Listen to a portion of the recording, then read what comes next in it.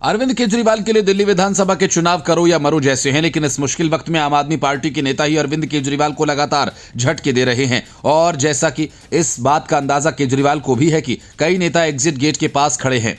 अब जबकि अरविंद केजरीवाल और उनके सबसे करीबी साथी मनीष सिसोदिया और संजय सिंह जैसे नेता दिल्ली शराब घोटाला मामले में फंसे हैं, ऐसे में नेताओं का छोड़कर जाना गंभीर मामला है। सांसद संजय सिंह गिरफ्तार अरविंद केजरीवाल से पहले जरूर हुए थे, लेकिन जेल से छूटकर भी पहले ही चले आए थे और उनकी रिहाई राजनीति में दिलचस्पी रखने वालों के लिए काफी अचरज भरी थी, क्योंकि अभी ये नौबत नहीं आई है कि संजय सिंह की निष्ठा को भी स्वाति मालीवाल की तरह आम आदमी पार्टी कटघरे में खड़ा कर दिया और वैसी कोई सार्वजनिक दुर्भावना भी प्रदर्शित नहीं की गई है जैसी कैलाश गहलोत के प्रति काफी दिनों से महसूस की जा रही थी।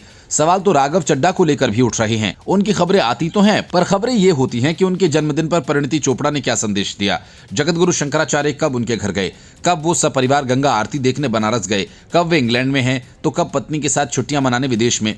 1 साल से राघव चड्ढा यही सब करते दिख रहे हैं। सियासत में जितनी सक्रियता होनी चाहिए वह सिरे से गायब है। हालांकि इन दिनों जिस वक्त केजरीवाल चुनाव प्रचार कर रहे हैं, संजय सिंह भी काफी ढीले ढीले दिखाई दे रहे हैं। इन दोनों की तरफ से भी कोई जख्म केजरीवाल को लगे तो किसी को आश्चर्य नहीं होगा। कैलाश गहलोत तो ताजा तरीन जख्म है और वैसा ही घाव राजकुमार चौहान भी दे चुके हैं, लेकिन स्वाति मालीवाल के मामले को तो खुद अरविंद केजरीवाल ने ही मिस हैंडल किया। बड़ी अजीब बात, जिस अरविंद केजरीवाल को तमाम साथियों की बिल्कुल परवाह ना हो, वो विभव कुमार के लिए स्वाति मालीवाल केस के पुलिस और कोर्ट कचहरी तक चले जाते हैं। भले ही अरविंद केजरीवाल ने कैलाश गहलोत की जगह एक अन्य जाट नेता राघवेंद्र शौकीन को मंत्री बना दिया, लेकिन डैमेज कंट्रोल के लिए ये नाकाफी लगता है। जरूरी नहीं कि कैलाश गहलोत की बातें अरविंद केजरीवाल के खिलाफ अपेक्षित रूप से कारगर ही हों, लेकिन बीजेपी उनकी मदद से आम आदमी पार्टी को डैमेज करने की कोशिश तो करेगी ही। घर का भरोसेमंद अगर भेदिया बनकर दुश्मन के पाले में पहुंच जाए तो खतरे की कोई सीमा नहीं रह जाती। सुनने में आया है कि कैलाश गहलोत से अरविंद केजरीवाल काफी दिनों से बेहद नाराज चल रहे थे, इसलिए लगता नहीं कि कैलाश गहलोत के मामले में ताली दोनों हाथों से नहीं बजी है। सवाल तो राघव चड्ढा को लेकर भी उठ रहे थे, क्योंकि अरविंद केजरीवाल के जेल जाने के बाद उनकी आक्रामकता अनुभव नहीं हो रहा था और गैर मौजूदगी तो अलग ही रहस्य बने हुए है। कुछ स्वाति मालीवाल की ही तरह तब स्वाति मालीवाल और राघव चड्ढा दोनों ही देश से बाहर बताए जा रहे थे। स्वाति मालीवाल केस में जिस तरह आम आदमी पार्टी से बिल्कुल अलग संजय सिंह का बयान आया था, बाद में आसानी से समझा जा सकता था। उसमें अरविंद केजरीवाल की सहमति नहीं रही। फिर भी अगर संजय सिंह और अरविंद केजरीवाल साथ बने हुए हैं तो कुछ खास बात तो होगी ही।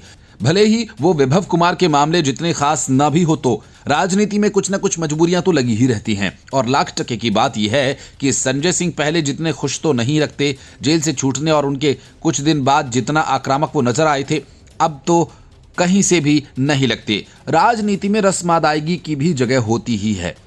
आतिशी को भी मुख्यमंत्री बनाया जाना कुछ देर के लिए अरविंद केजरीवाल का मास्टर स्ट्रोक भी माना जा सकता था, लेकिन वो खुद और उनकी कोर टीम ने ही तत्काल प्रभाव से उसकी हवा निकाल दी। और ऊपर से आतिशी ने भी अरविंद केजरीवाल की कुर्सी के बगल में अपने लिए एक नई कुर्सी लगा ली। आम आदमी पार्टी के खाते में बची खुची मुसीबत बटोर कर डाल दी। अरविंद केजरीवाल के राजनीतिक विरोधियों के लिए आतिशी को उनके नेता की तरह घेर पाना मुश्किल हो सकता था, लेकिन ये मुश्किलें पहले ही आसान कर दी गई। अगर आतिशी को अस्थायी सीएम नहीं बनाया गया होता तो बीजेपी और कांग्रेस को अलग से सोचना भी पड़ता। मोर्चे पर किसी महिला नेता को लगाना पड़ता। बांसुरी स्वराज को तो बीजेपी की तरफ से मुख्यमंत्री पद के चेहरों में भी शामिल किया जाने लगा था और स्मृति ईरानी को भी दिल्ली में कुछ जिम्मेदारियां देकर बीजेपी ने संकेत दे दिया था, लेकिन अब वैसा कुछ नहीं देखने को मिल रहा।